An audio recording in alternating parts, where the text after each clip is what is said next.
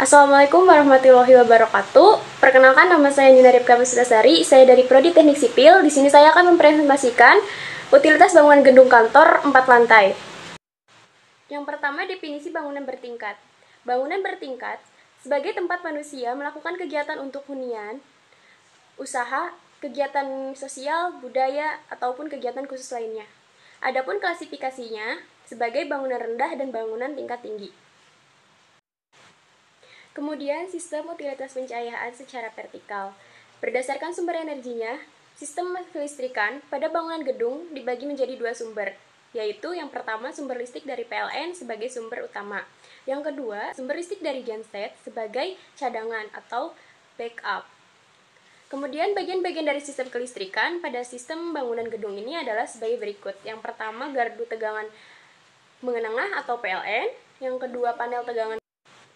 Yang ketiga ada transformer step down, yang keempat genset atau generator set, yang kelima panel utama tegangan rendah, yang keenam panel distribusi. Kemudian ada sistem air bersih plumbing. Untuk standar kebutuhan air bersih di sini saya memakai acuan dari Peraturan Standar Nasional Indonesia S037065-2005. Untuk skemanya yaitu dari air pump menuju meteran dan langsung masukkan ke groundwater. Tank di sini ada juga deep well atau sumur untuk dialirkan menuju RWT dengan melewati meteran terlebih dahulu karena air dari deep well biasanya tidak sebersih air pump.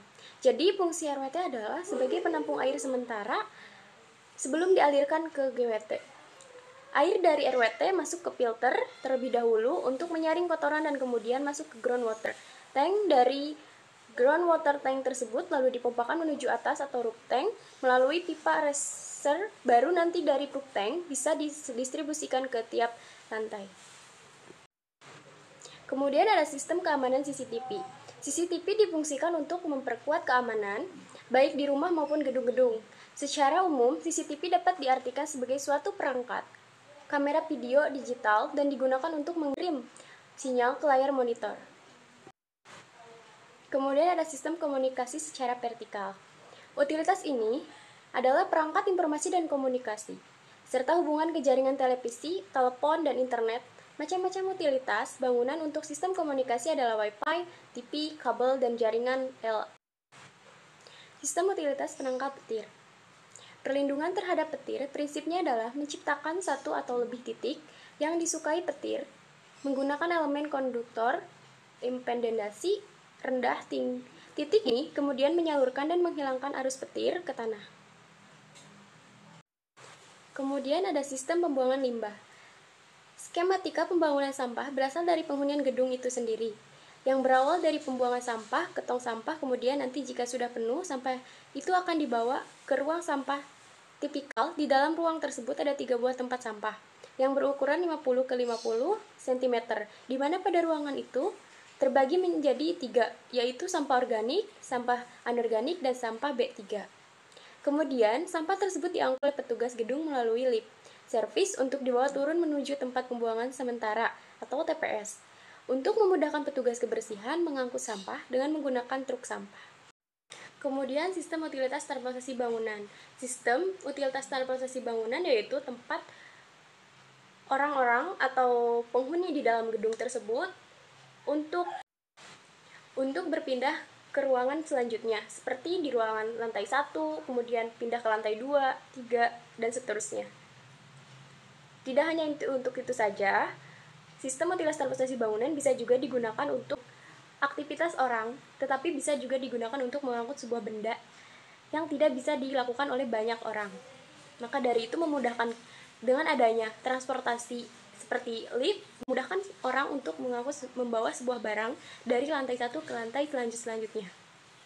Kemudian ada tangga darurat, di mana ketika lift dalam bermasalah, maka tersedialah tangga darurat supaya memudahkan kita untuk berpindah ke ruangan-ruangan atau per lantai-lantai.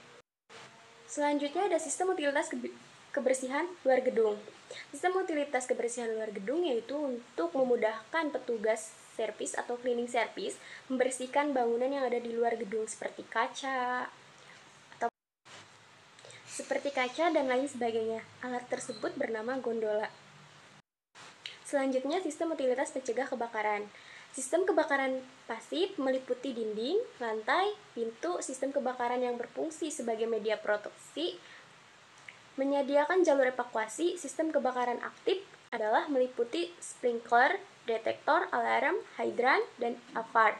Sistem kebakaran yang berfungsi aktif dapat memadamkan apinya. Selanjutnya, sistem utilitas suara. Tata suara adalah suatu teknik pengaturan peralatan suatu bunyi pada suatu pertunjukan, pertemuan, rekaman, dan lain-lain. Tata suara erat kaitannya dengan pengaturan suara agar bisa terdengar keras tanpa mengabaikan kualitas suara-suara yang dikuatkan. Pengaturan tersebut meliputi pengaturan mikrofon, kabel-kabel, prosesor, dan efek suara, serta mengatur konsol mixer. Juga audio power, amplifier, dan speaker-speakernya secara keseluruhan. Sekian presentasi dari saya, kurang dan lebihnya saya mohon maaf. Wassalamualaikum warahmatullahi wabarakatuh.